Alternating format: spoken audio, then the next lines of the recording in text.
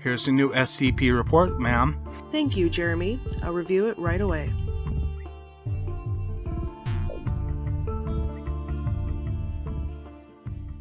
Welcome to SCP Reports. I'm SR Hellsing. Today's SCP is SCP-1957, Cleanliness. If you have an SCP you would like me to read and draw, please let me know in the comments or send me an email at officialscpreports@gmail.com. SCP-1957 designates a collection of 45 anomalous soaps. Instances of SCP-1957 have varying colors and sizes, with the only unifying feature being the anomalous property they share. Each instance of SCP-1957 has the words "Keep our streets clean" embossed into its exterior. Application of SCP-1957 to the skin of a human subject partially submerged in liquid water will result in particulates, dead skin and flakes and foreign matter being removed from the superficial epidermis and absorbed into SCP-1957. While applying SCP-1957, subjects will report feelings of cleanliness and strength. Post-exposure, subjects will claim to feel as though they have not bathed for several days, and attempt to resume the use of SCP-1957 if it is provided.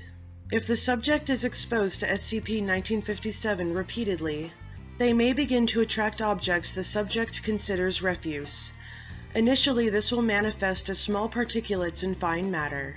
As time goes on, this effect will increase in its intensity, with larger objects being pulled towards the subject's body, ceasing movement upon contacting their skin. An upper limit for this effect appears to correspond with the size of the body of water the subject was exposed within, with larger bodies of water increasing the intensity of exposure. After 2 to 3 weeks of exposure, SCP-1957 will begin flaking particulates onto the subject if they are still using it. The flakes will cling to living human tissue until exposed to moisture, after which they will detach themselves and begin growing. After 3 hours, these flakes will become instances of SCP-1957.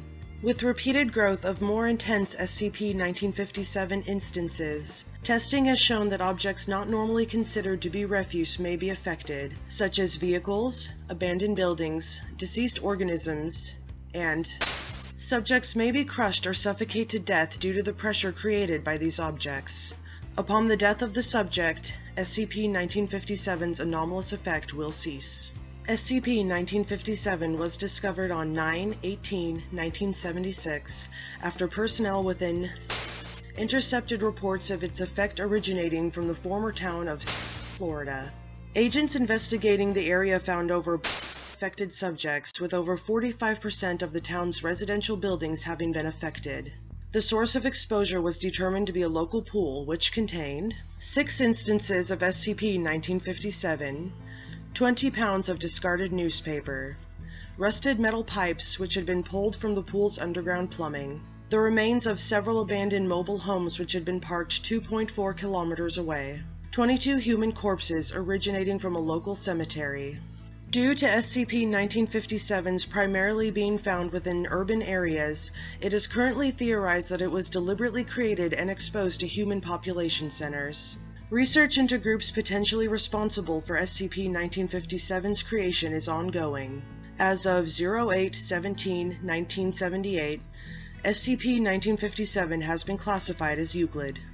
Addendum: document recovered from group, believed to be connected to SCP-1957.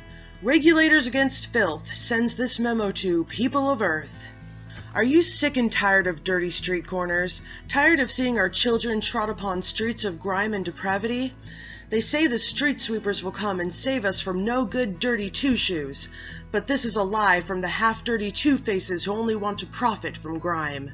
Each day they send the street sweepers only for the money to be sucked into their spinning cyclones of filth and tears.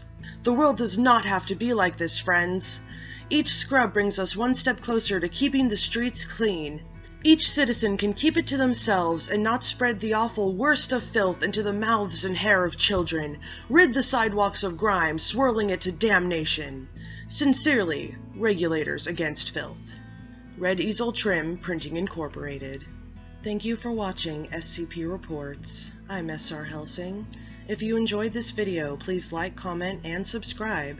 Maybe request an SCP of your own, and I hope you'll watch the next episode.